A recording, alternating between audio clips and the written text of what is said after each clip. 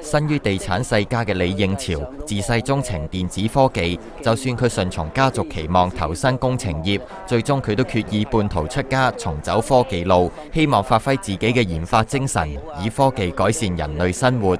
四叔李兆基係 Herbert 名副其實嘅四叔，出身喺地產世家嘅佢，自細就被期望為家業出一分力，所以佢喺大學選修結構工程學，畢業之後順理成章為家業出力。不過原來 Herbert 一直鍾情嘅並唔係起樓，而係科技。佢細個已經係半個電子專家，最享受由冇到有嘅創作過程。但係死板嘅工程業工作令佢無從發揮所長，結果5年後佢決心離開建築業，重返校園研究科技。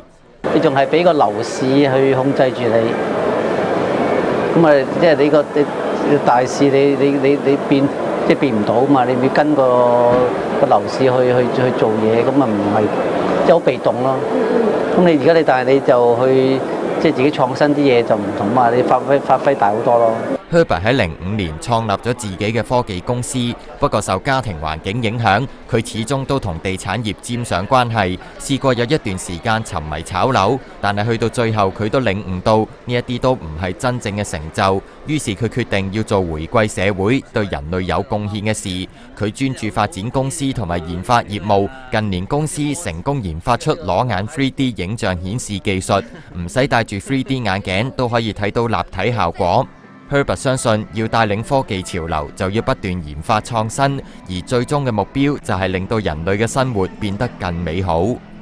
ONTV 東方電視財經新聞。